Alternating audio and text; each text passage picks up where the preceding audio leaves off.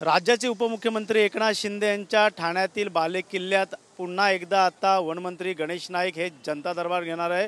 ठाण्यातील काशीनाथ घाणेकर या ठिकाणी आता जनता दरबार आज रोजी घेण्यात येणार आहे। पाहिलं गेलं तर या अगोदर देखील गणेश नाईक यांनी ठाण्यात येऊन जनता दरबार घेतल्यानंतर राजकीय वर्तुळात अनेक वेळा चर्चा रंगताना पाहायला मिळाल्या होत्या। तसेच अनेक जनतेची कामं सोडवण्यासाठी हा जनता दरबार घेतल्यामुळे दुसरीकडे शिवसेनेकडनं देखील जनसंवाद हा सुरू करण्यात आला। त्यामुळे मात्र आता जनतेची खऱ्या अर्थाने कामं कशा प्रकारे होणार हे देखील पाहणं गरजेचं राहणार। मात्र सध्या तरी जनता दरबारचे बॅनर जे ते ठाण्यातील काशीनाथ घाणेकरच्या व ठाणे शहरात विविध ठिकाणी लावण्यात आलेले आहेत। त्यामुळे जनतेचे अनेक प्रश्न जे ते मार्गी लावण्यासाठी स्वतः वनमंत्री गणेश नाईक हे ठाण्यात येऊन जनता दरबार घेणार आहेत। त्यामुळे याच जनता दरबारचे आता या ठिकाणी सुरुवात होणार आहे। मात्र काही पदाधिकारी असतील, कार्यकर्ते असतील, तसेच जनतेची कामं सोडवण्यासाठी जे लोकांची महत्त्वाची कामं हे घेऊन येत असतात, ते जनतेची कामं आता कशा प्रकारे होईल त्या संदर्भात विचारणार आहोत।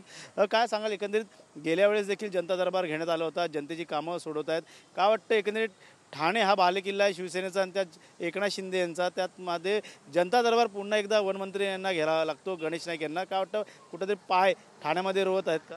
हे बघा, जनता दरबार ठाण्यात होतोय हा पहिल्यांदा होत नाही किंवा दुसऱ्यांदा होत नाही आहे। गणेश नाईक साहेब जेव्हा मंत्री होते म्हणजे 2094लाही होते, सॉरी 1994ला होते, 2004 पासून होते 14पर्यंत, तेव्हाही ते जनता दरबार घ्यायचे। जनता दरबार साहेबांच्या संकल्पना असं आहे की लोकांच्या समस्या काही संपत नसतात। म्हणजे आज तुमची समस्या संपली, माझी समस्या संपली, यांची नसेल संपली, त्यांची नसेल संपली, कुठल्या ना कुठल्या छोट्या मोठ्या समस्या असतात आणि त्या मंत्री म्हणून त्यांचं दायित्व आहे का लोकांच्या समस्येपर्यंत जाऊन त्यांना भेटून सोडत। कारण की शक्यतो काय होतं, मंत्रालयात वगैरे लोकांना भेटायला जाणे काही काही गोष्टी अडचणीच्या होतात, पण मंत्री स्वतः येऊन जेव्हा लोकांना भेटतो तेव्हा जास्ती प्रमाणात लोकांना त्यांना भेटता येतं, बस एवढंच। आणि बालेकिल्ला वगैरे असा काही विषय नाही आहे। समाजासाठी आपण काम करत असतो। समाजात कुठल्याही प्रकारचं दुःख किंवा कुठली अडचण राहता कामा नये यासाठी प्रत्येक मंत्री काम करत असतो। आणि त्याच अनुषंगाने हा मी सांगितलं मागच्या वेळेस पण या गोष्टीबद्दल मी बोललो होतो की जनता दरबार ही संकल्पना मुळात नाईक साहेबांनी आणली।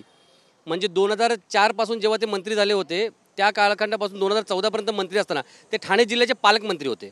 तेव्हा अखंड ठाणे जिल्हा होता, म्हणजे पालघर जिल्हाही आणि ठाणे जिल्हाही हा अखंड ठाणे जिल्हा होता। आणि त्याच्यामध्ये नाईक साहेब जनता दरबार घ्यायचे, म्हणजे ठाण्यात घ्यायचे, नवी मुंबईला घ्यायचे, कल्याण डोंबिवलीला घ्यायचे, पालघरला घ्यायचे। मात्र कुठेतरी आता प्रताप सर नाईक हे देखील परिवहन मंत्री, त्यांनी देखील पालघर या ठिकाणी त्यांच्याच पालकमंत्र्यांच्या ठिकाणी जनतेसंदर्भात संवाद साधायला सुरुवात केली आहे। त्यामुळे कुठेतरी रस्सीखेच होताना दिसते भाजप आणि शिवसेना। नाही नाही, रस्सीखेच वगैरे काही नाही। आनंदाची गोष्ट आहे का जर सगळे मंत्री अशा पद्धतीने जर कामाला लागले तर हे जे लोकांनी जनतेने आज युती सरकारला निवडून दिलेलं आहे त्याचंच कुठेतरी हे परतफेड म्हणावी असं नाही, पण ते आपलं कर्तव्य आहे। या अनुषंगाने युती म्हणजे साहेबांनी सांगितलं ना, युतीमधल्या सगळ्या मंत्र्यांनी जनता दरबार घ्यावेत। कसं लोकांनी आपल्याला निवडून दिलेलं आहे तर त्यांचे जे काही कामं असतील किंवा काही अडचणी असतील या सोडवण्यासाठी आपण जनतेसाठी तत्पर राहावे। नक्कीच काय वाटतं एकंदरीत जनतेचे प्रश्न, महत्त्वाकांक्षी जे प्रश्न आहेत, पालिका प्रशासन आहे मात्र लोकप्रतिनिधी नाही आहे, त्यामुळे अनेक प्रश्न मार्गी लागतील का, कशाप्रकारे मार्गी लागणार या ठिकाणी? साहेबांची जी वर्किंग स्टाईल आहे ना ती आपण सगळे ओळखून आहात। जे प्रॉब्लेम वर्षानुवर्ष सॉल्व्ह होत नाहीत ते साहेबांकडे आल्यानंतर त्या विषयाचं तात्काळ सॉल्युशन मिळतं लोकांना, म्हणून लोक इकडे गर्दी करतात।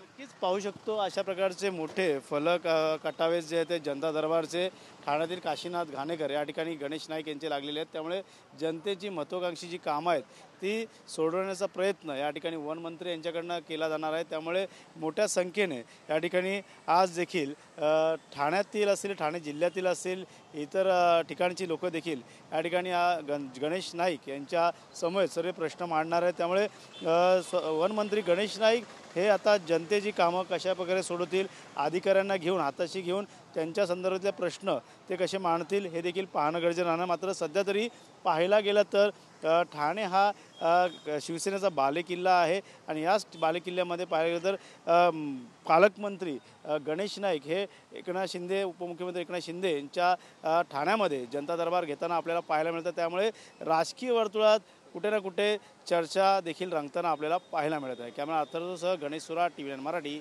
ठाणे.